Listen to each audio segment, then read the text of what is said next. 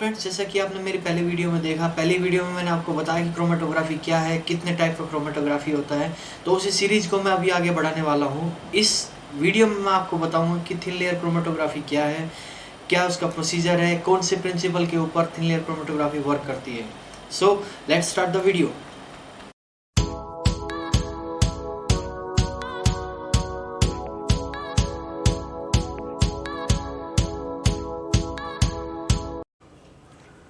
So friends, thin layer chromatography. तो आज का जो हमारा टॉपिक है that is thin layer chromatography. तो आज के टॉपिक में जो टेबल ऑफ कंटेंट रहेगा that is introduction of thin layer chromatography, principle of thin layer chromatography, किस प्रिंसिपल के ऊपर वर्क करता है टीएलसी। इसके अलावा procedure of performing thin layer chromatography, TLC को कैसे परफॉर्म करना है, उसका प्रोसीजर क्या है। इसके बाद जब आपका टीएलसी परफॉर्म हो जाएगा देन उसके बाद कैलकुलेशन कैसे करनी है, इसकी आरएफ वैल्यू कैसे कैलकुलेट करते हैं, रिटार्डेशन फैक्टर। सो ये चारों पॉइंट आज के टॉपिक के जो हम लोग कवर करने वाले हैं। तो सबसे पहले हम बात करेंगे introduction of thin layer chromatography. So TLC thin layer chromatography is widely used separation technique through which we can separate the individual component from the mixture of component। इसका मतलब है कि जो थिन लेयर क्रोमेटोग्राफी है वो सबसे ज़्यादा use होने वाला एक क्रोमेटोग्राफिक टेक्निक है जिसके थ्रू हम इंडिविजुअल कंपोनेंट को सेपरेट करते हैं मिक्सचर ऑफ कंपोनेंट से।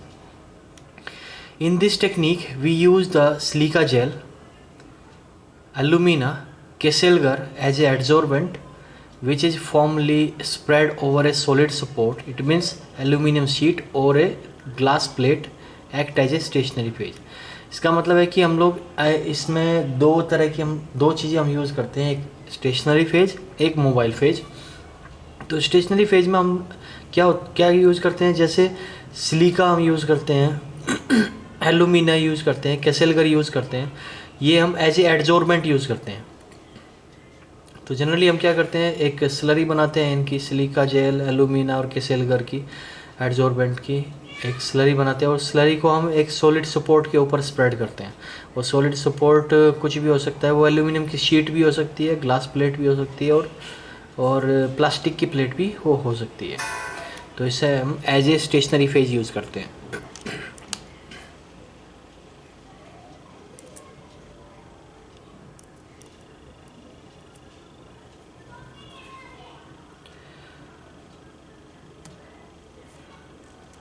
इसके बाद ये तो हुई स्टेशनरी फेज की बात। इसके बाद एक और फेज इसमें यूज़ करते हैं जिसे हम बोलते हैं मूविंग फेज या मोबाइल फेज, मूवेबल फेज इसे हम बोलते हैं। Movable phase is used which is called mobile phase. तो एक तो स्टेशनरी फेज हम यूज़ करते हैं, इसके अंदर स्टेशनरी फेज हम यूज़ करते हैं, स्टेशनरी फेज के साथ साथ एक मोबाइल फेज भी हम इसमें यूज़ करते हैं। Mobile phase is the moving phase या movable phase. The mobile phase traveled over a stationary phase through the capillary action and work as a carrier for the component। और ये जो mobile phase है वो stationery phase के ऊपर run करता है, स्टेशनरी फेज के ऊपर रन करता है through the capillary action. Capillary action के थ्रू जो मोबाइल फेज है वो स्टेशनरी फेज के ऊपर रन करता है और अपने साथ कंपोनेंट को ट्रेवल कराता है। मतलब अपने साथ ये mobile phase as a carrier का काम करता है जो कि कंपोनेंट को अपने साथ लेकर जाता है।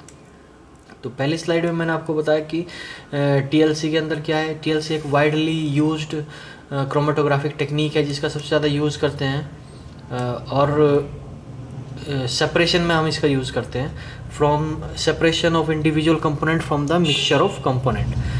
सो इसके अंदर हम दो तरह की फेज यूज़ करते हैं, एक स्टेशनरी फेज, दूसरा मोबाइल फेज। स्टेशनरी फेज में हम जनरली एडजॉर्बेंट यूज़ करते हैं, जैसे एलुमिना, कैसेलगर और सिलिका जेल हम यूज़ करते हैं। सबसे ज़्यादा सिलिका जेल हम यूज़ करते हैं एज ए एडजॉर्बेंट और इस एडजॉर्बेंट को हम स्प्रेड करते हैं एल्यूमिनियम शीट के ऊपर या ग्लास प्लेट के ऊपर। तो ये वर्क करता है as a stationary phase, that is immovable phase. और दूसरा होता है एक मूवेबल फेज जिसे हम मोबाइल फेज बोलते हैं। तो मोबाइल फेज जनरली आपका लिक्विड और गैस हो सकता है, लिक्विड जनरली होता है। तो the mobile phase travelled over the stationary phase, mobile phase आपका स्टेशनरी फेज के ऊपर ट्रेवल करता है through the capillary action and work as a carrier for the component, और कंपोनेंट के लिए कैरियर का काम करता है स्टेशनरी मोबाइल फेज। अब प्रिंसिपल की बात करते हैं। प्रिंसिपल टीएलसी जनरली दो प्रिंसिपल के ऊपर वर्क करता है। नंबर एक एड्जॉर्प्शन प्रिंसिपल और नंबर दो पार्टीशन प्रिंसिपल। तो एड्जॉर्प्शन क्या है? Adsorption is the surface phenomena, the component having more affinity towards the stationary phase travels slower and the component have less affinity towards the stationary phase travel faster। तो ये जो adsorption क्या है, एक phenomena है, surface phenomena इसे हम बोलते हैं। और जो कंपोनेंट स्टेशनरी फेज के साथ ज़्यादा एफिनिटी रखता है वो स्लो मूव करता है, और जिस कंपोनेंट की एफिनिटी स्टेशनरी फेज के साथ कम होगी वो फास्ट मूव करता है। The affinity depends upon the stationary phase and component depends upon the polarity।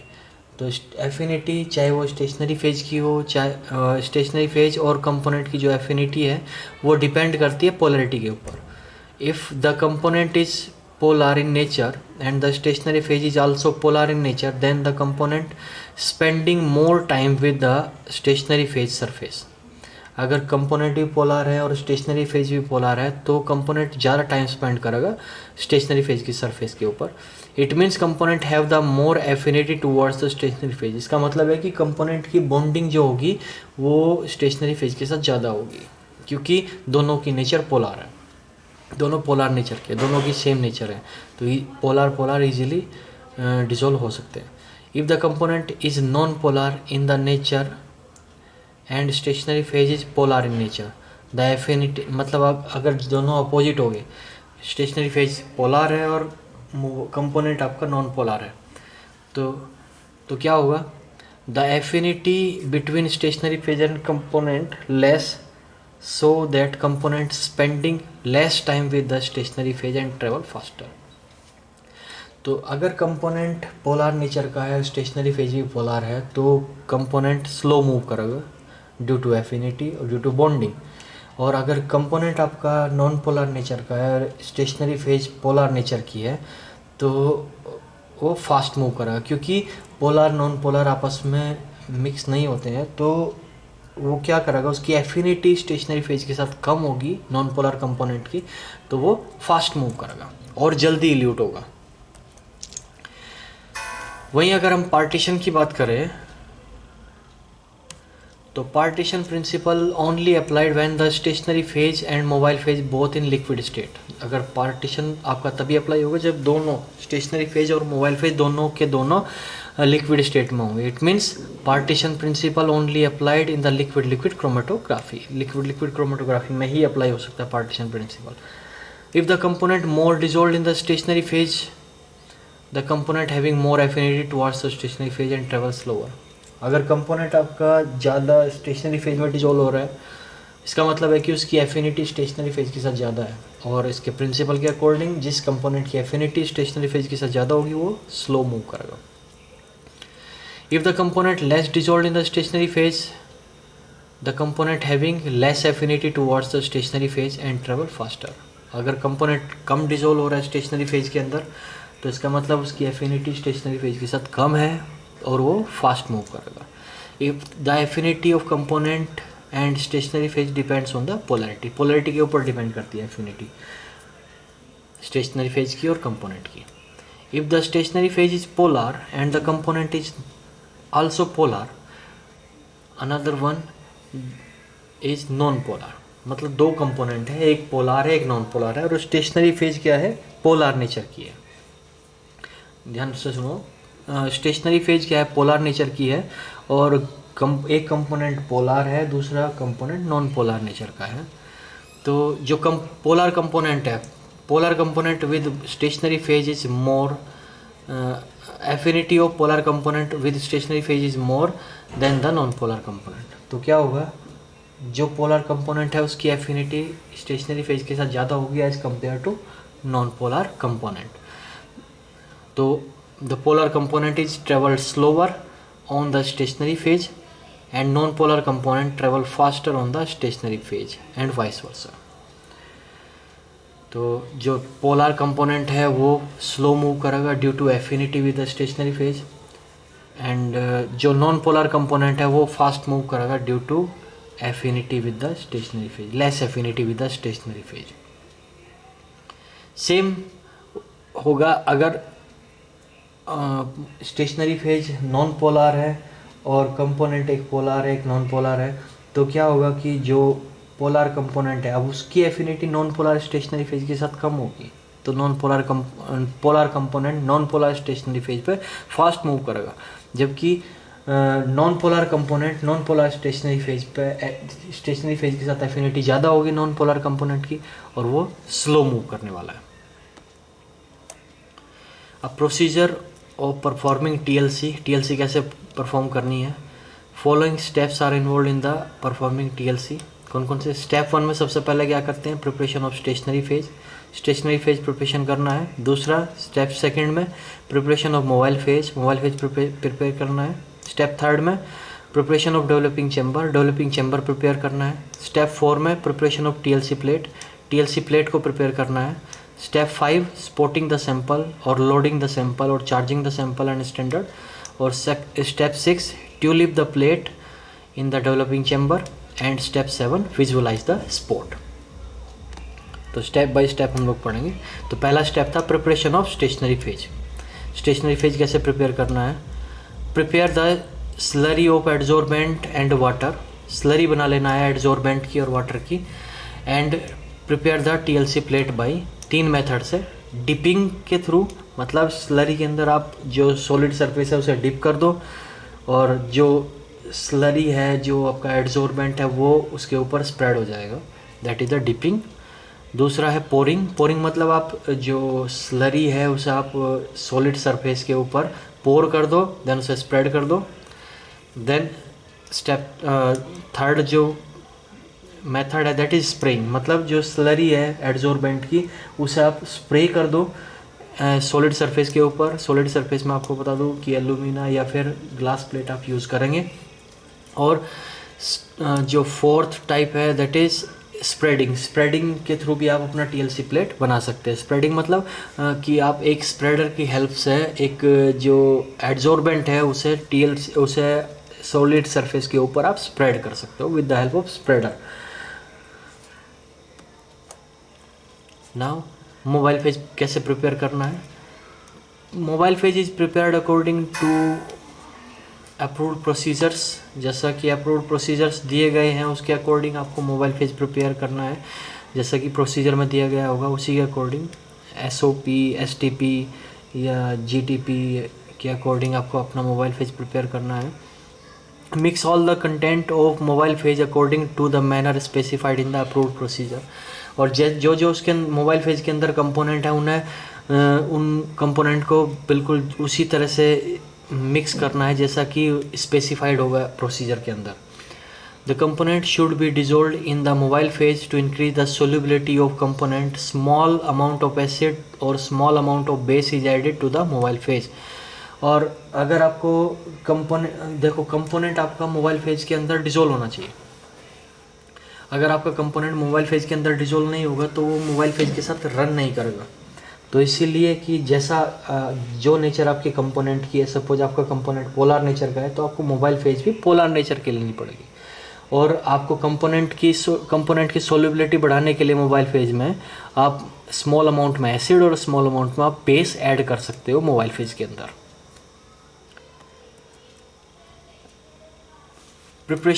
इसके बाद प्रिपरेशन स्टेप 3 जो है प्रिपरेशन ऑफ डेवलपिंग चैम्बर। अब आपको डेवलपिंग चैम्बर आपको प्रिपेयर करना है। कैसे प्रिपेयर करेंगे? सबसे पहले आपको डेवलपिंग चैम्बर को क्लीन कर लेना है, अच्छे से क्लीन करके ड्राई कर लेना है। देन उसके बाद मोबाइल फेज जो आपने बनाया है उसे डेवलपिंग चैम्बर के अंदर आप प्लेस करेंगे। Place the mobile phase into the developing container and saturation paper is placed in the container. फिर आपको क्या करना है, सेचुरेशन पेपर उसमें लगा देना है। सेचुरेशन पेपर से क्या होगा, when the mobile phase run over the saturation paper two saturate the developing container with the mobile phase saturation paper के ऊपर रन करेगी बाय द कैपिलरी एक्शन। और जैसे जैसे मोबाइल फेज रन करेगी उसके साथ साथ क्या होगा, mobile phase generally volatile nature का होना चाहिए, उसमें से वेपर्स निकलेगी। जिस जिस एरिया तक आपका मोबाइल फेज रन करेगा वहाँ तक इक्वल अमाउंट में मोबाइल फेज वेपर्स डिस्ट्रीब्यूट हो जाएगी चेम्बर के अंदर। सो चेम्बर को सेचुरेट करने के लिए सेचुरेट करना पड़ेगा आपको टीएलसी लगाने से पहले, मोबाइल फेज से सेचुरेट करना है। That is the preparation of developing chamber.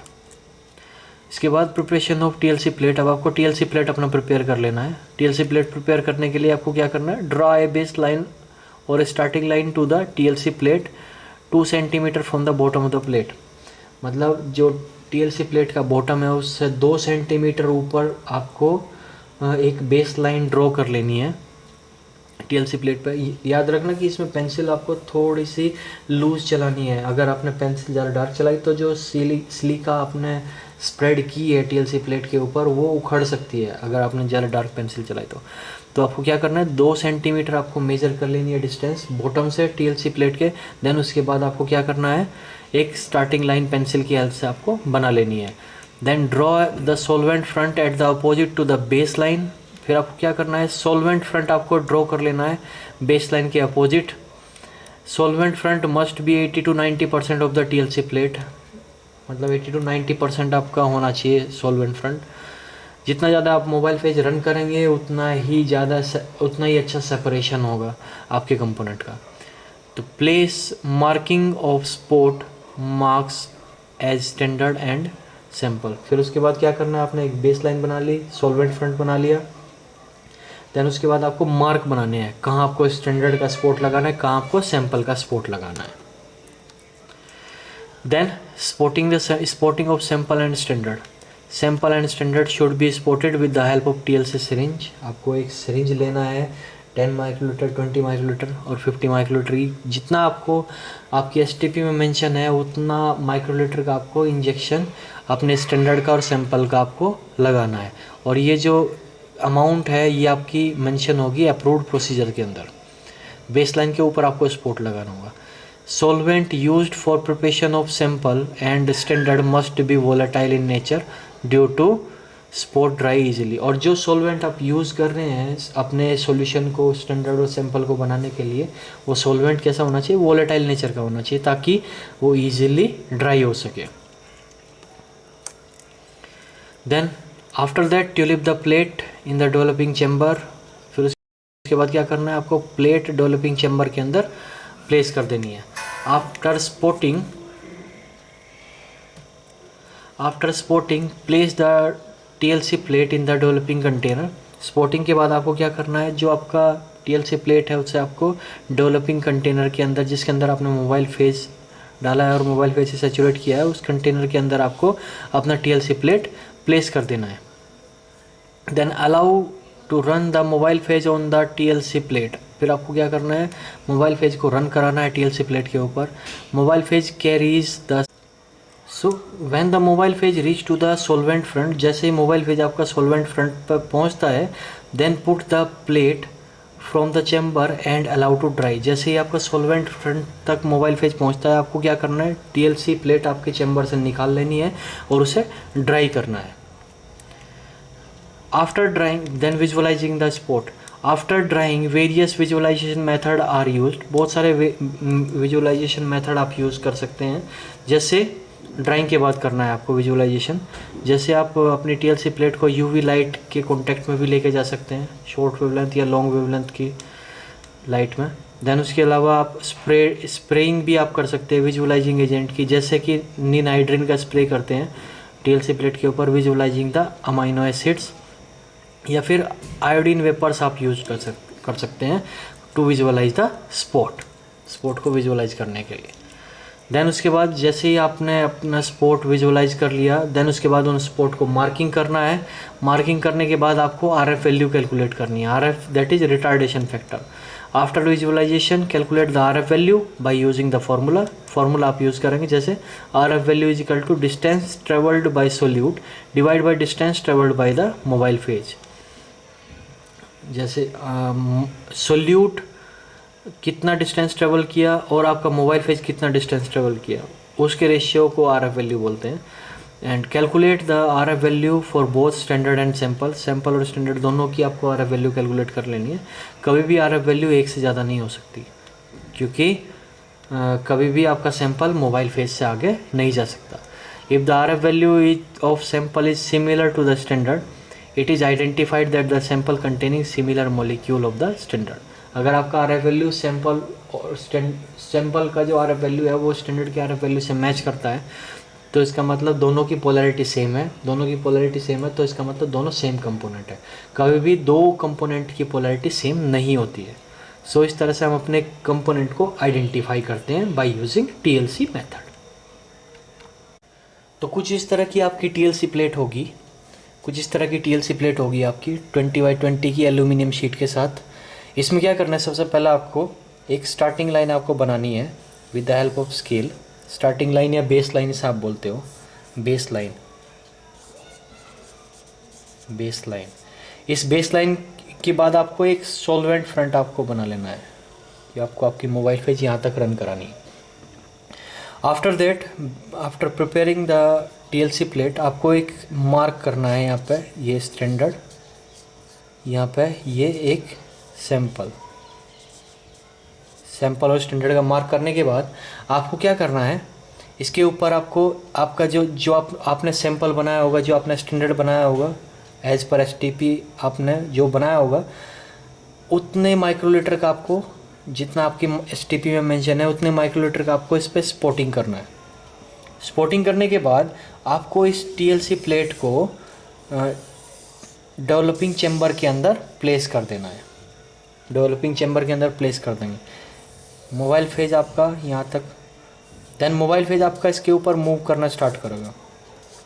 जैसे जैसे मोबाइल फेज रन करता जाएगा, ये कंपोनेंट स्टैंडर्ड और सैंपल भी मोबाइल फेज के साथ रन करते जाएंगे। एक कंडीशन ऐसी आएगी, आपका मोबाइल फेज यहाँ तक पहुँच चुका होगा, देन उसके बाद आपको क्या करना है, जैसे आपका मोबाइल फेज यहाँ तक पहुँचेगा, आपको ये टीएलसी प्लेट आपको निकाल लेनी है। निकालने के बाद इस टीएलसी प्लेट को आपको ड्राई कर लेना है। ड्राई करने के बाद जैसे आप इसे टीएलसी प्लेट को ड्राई करेंगे, ड्राई करने के बाद आपको क्या करना है,